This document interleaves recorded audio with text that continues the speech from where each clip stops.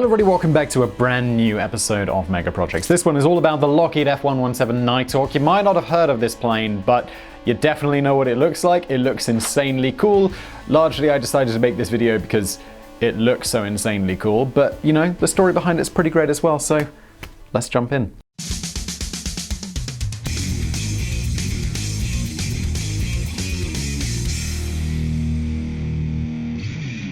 It has become one of the most recognizable shapes in the aviation world, a black, futuristic ghost tearing through the sky, often undetected. Even today, 39 years after it first took to the sky, and it sure doesn't look 39 years old. It still feels like an aircraft that has somehow slipped through a portal into our world. A plane that is still steeped in mystery, and indeed the first to use stealth technology. Its name is the Lockheed F-117 Nighthawk, but most of the world knows it today as the stealth fighter. This is an aircraft that stands alone. Yes, others now carry similar technology, but nothing can match the alluring power of the Nighthawk, a sleek, revolutionary design that looks something like it came out of RoboCop. Because of its covert production, it is a story that is steeped in intrigue, and one that fascinated the world until its official unveiling.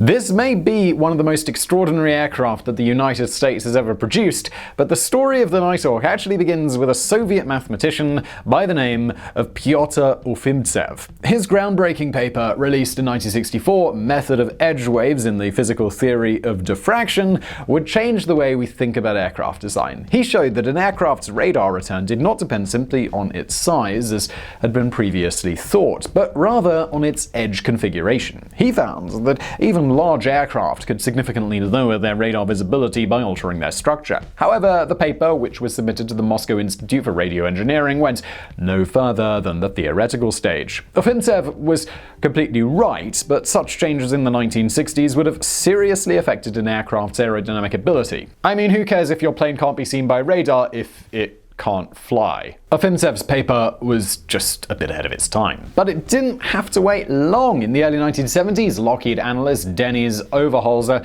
came across the paper, and by this point, computer technology had progressed to the level that something like what Ufimtsev had envisioned a decade before might just now be possible.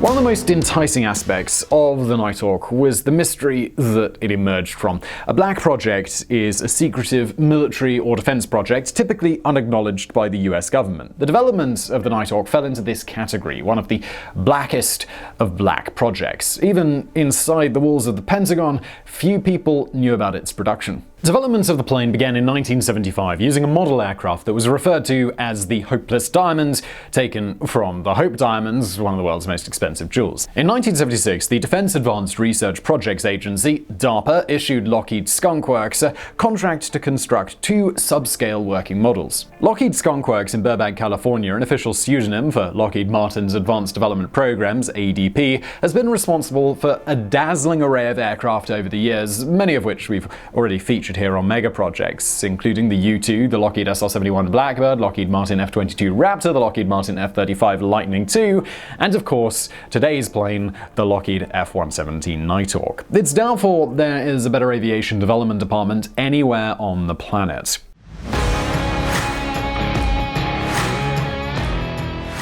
The codename Have Blue was used for what would go on to become the F-117, and by the end of 1977, two aircraft had been completed under budget for $35 million, which is $149 million today. Quite a remarkable thing, under budget, on a Mega Projects video. These models included the jet engines of the Northrop T-38A, the fly-by-wire systems of the F-16, the landing gear of the A-10, and the environmental systems of the C-130. They were two ragtag aircraft that were kind of bodged together, but HB1001 and HB1002 proved that this new technology totally worked. Okay, so I know I said that they both worked, but they also both totally crashed during development. Nevertheless, the Defense Department liked what they saw before the crashes, and the program was expanded under the codename Senior Trend. Senior Trend sounds like a cheap shop for old people to buy clothes.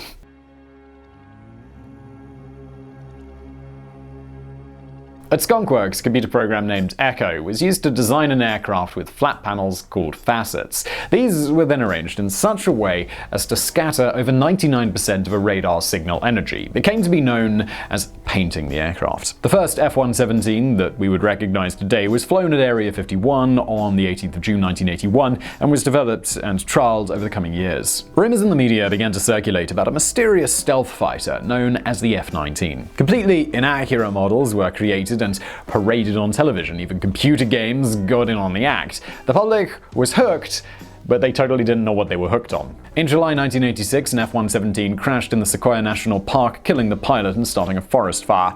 As firefighters began converging on the area, the full power of the US government swung into action. A helicopter gunship circled the area as armed guards on the grounds prevented anybody, including firefighters, getting anywhere near the crash site. The wreckage of the F-117 was later replaced with an F-101 Voodoo that had been kept at Area 51. But the fact that I've just told you about this shows that they obviously didn't do a fantastic job covering it up. The government only acknowledged its existence on the 10th of November 1988 with a single grainy image, but it wasn't until April 1990 that two F-117s arrived at Nellis Air Force Base and were officially presented to a crowd of tens of thousands. The ghosts that finally emerged. A total of 64 F-117s had been built, with 5 full-scale development FSD aircraft designated with the same YF-117A designation. The final F-117, number 59, was delivered on the 3rd of July 1990. Their flyaway cost, meaning simply production cost, was $42.6 million, or about $91 million today.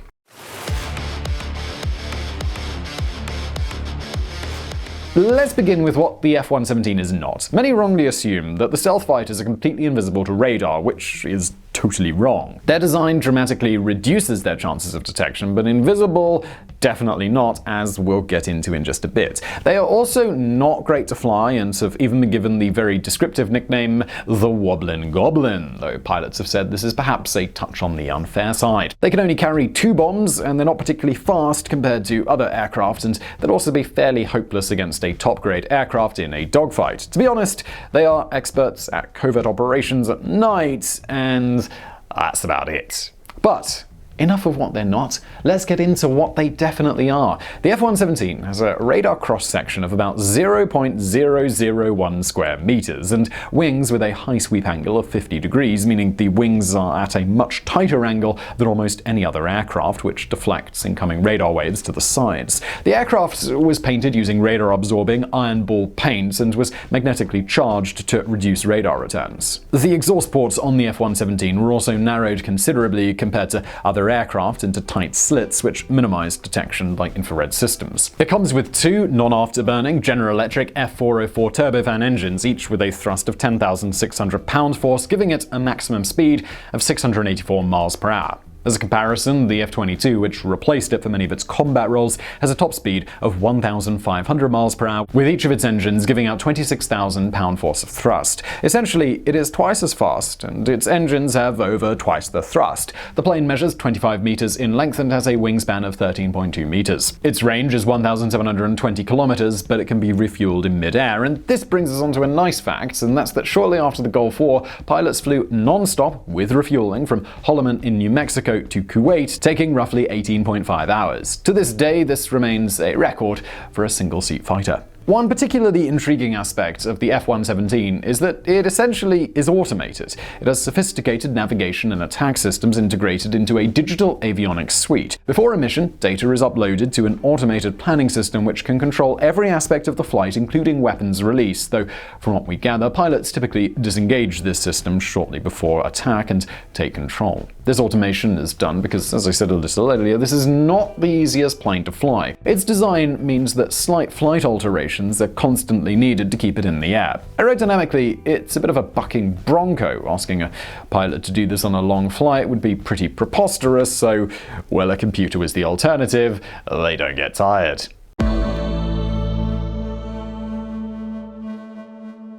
The first combat operations for the F-117 came in 1989. Operation Just Cause began on the 20th of December as the United States invaded Panama. The operation to depose Manuel Noriega, who the CIA had been working with for years but had now fallen out of favor with, was a swift one. Done and dusted in just 6 weeks. The invasion is something that we could ramble on about for a long time, but for the sake of not rambling on and remaining on topic, we'll just not get into it. Maybe another day, on a different channel. Operation Just Cause saw 2 bombs dropped by 2 F-117s on Rio Hato airfield, and just like that, the combat life of the stealth fighter had begun. 2 years after, a significantly larger and more dangerous operation lay ahead. As the sun set over Baghdad on the evening of the 16th of January 1991, most knew that something was coming. The build-up to the First Gulf War had been long and protracted, but a deadline set by the UN for Iraq to withdraw its troops from Kuwait passed on the 15th of January. As night fell, final preparations were made to the first wave of 10 F-117s waiting on the tarmac. In total, 3 waves totaling 30 aircraft would take off that night and attack strategic targets, mainly in and around Baghdad. Military planners had established that combat losses would be around 5%. It was expected that not all of these revolutionary bombers were coming back. That night, the Gulf War began with a terrifying display of firepower that would continue for 42 consecutive days, and that 5% prediction proved to be incorrect.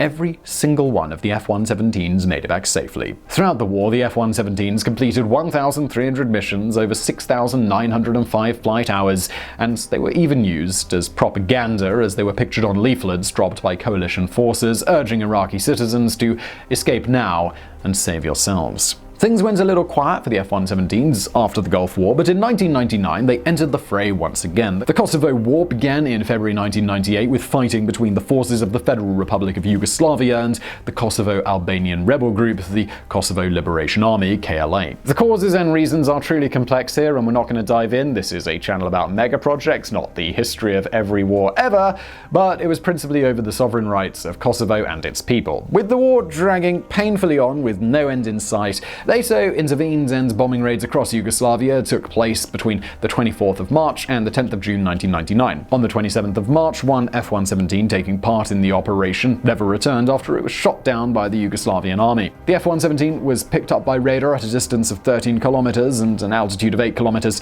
The Yugoslavian anti-aircraft missile system launched a series of SA-3s, the Yugoslav version of the Soviet Isayev S-25 Neva. After one SA-3 hit the F-117, the aircraft quickly became unflyable, and the pilot ejected shortly after. The pilot was recovered 6 hours later, but the wreckage was not, with some later claiming that the technology had been sold to either the Chinese or the Russians, or maybe to both. It remains the only F-117 to ever be shot down. F-117s were later used in both Operation Enduring Freedom in 2001 in Afghanistan and Operation Iraqi Freedom in 2003 in Iraq, but their role in the US Air Force was coming to an end.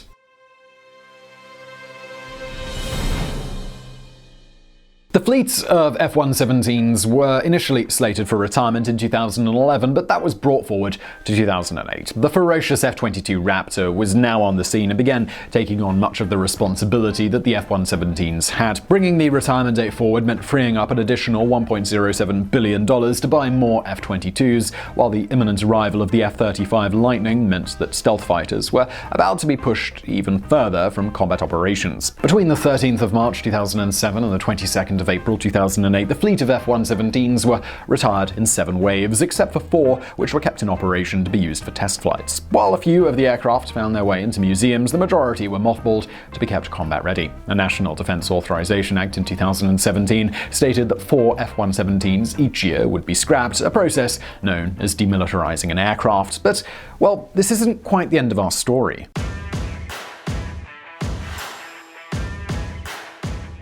Despite this, sightings of F-117s have still occurred in recent years. In Southern California and Death Valley, civilians have seen and photographed F-117s still in action. One photo even shows the words Dark Knights and unit markings not associated with any known squadrons, leading some to suggest that the aircraft may still be in operation, perhaps in an unofficial capacity. These were never aircraft that were going to slip away quietly, and their legendary status has remained unrestrained. During the 1980s, tales of these mysterious ghosts captivated the world. They symbolized an extraordinary step forward in aviation, an aircraft that was rarely detected. Their black paint and jagged appearance provided a terrifying, almost apocalyptic vision, a hellish nightmare appearing suddenly overhead. Though they are certainly not quite the invincible knights they once were heralded as, they remain one of the most iconic aircraft that the world has ever known. Ghosts have always provided humans with a chilling fear. A ghost that can slip silently across borders high in the night sky, well, that's a whole different kind of fear. So I really hope you found that video interesting, a bit of a background to certainly one of the most famous planes just by looking at it. Everyone knows what that Nighthawk looks like. If you did enjoy this video, please do hit that thumbs up button below. Don't forget to subscribe. And thank you for watching.